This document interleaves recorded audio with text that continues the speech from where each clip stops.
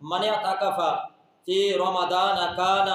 کحجتین و عمرتین، فرمایا جس نے رمضان المبارک کے آخری عشرے کا اعتکاف کیا، فرمایا اسے 2 حج اور 2 عمروں کا ثواب ملے گا۔ اور ایک اور روایت کے اندر ہے کہ جس نے اعتکاف کیا ایمان اور احتساب کے ساتھ، فرمایا من اعتکف ایمانا و احتسابا غفر له ما تقدم من ذنبه، اللہ رب العزت اس کے پہلے گناہوں کو معاف کر دے گا۔ تو 20 رمضان المبارک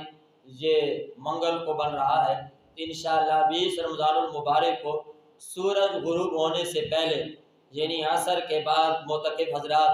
مساجد میں بیٹھ جائیں گے، تاکہ جب سورج غروب ہو وہ روزہ افطار کریں تو مسجد میں موجود، اور وہ نیت کریں گے کہ ہم آخری عشرے کی سنت اعتکاف کی نیت کرتے ہیں۔ اور خواتین اسلام جو بیٹھنا چاہیں وہ اپنے گھروں کے اندر کسی حصے کو بطور مسجد یعنی مسجد بیت مصلی کی جگہ قرار دیں، ابھی سے وہاں نمازیں پڑھنی شروع کر دیں، اور پھر اسی جگہ پہ وہ اعتکاف بیٹھیں، پیشاب پخانہ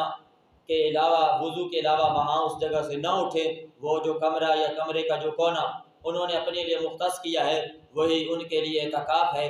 اور مردوں کے لیے یہ ہے کہ وہ مساجد میں آ کے اعتکاف بیٹھیں۔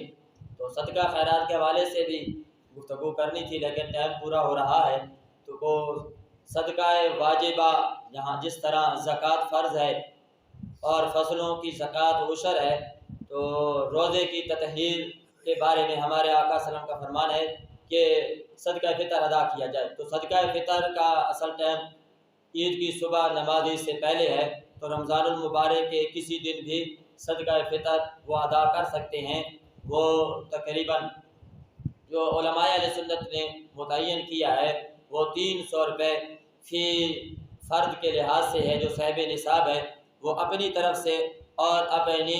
نابالغ اولاد کی طرف سے صدقہ فطر دے گا۔ دعا ہے خلاق عالم ہمارے صدقہ خیرات صوم و صلات کو اپنی برگاہ میں قبول فرمائے۔ وآخر دعوانا الحمدللہ رب العالمین۔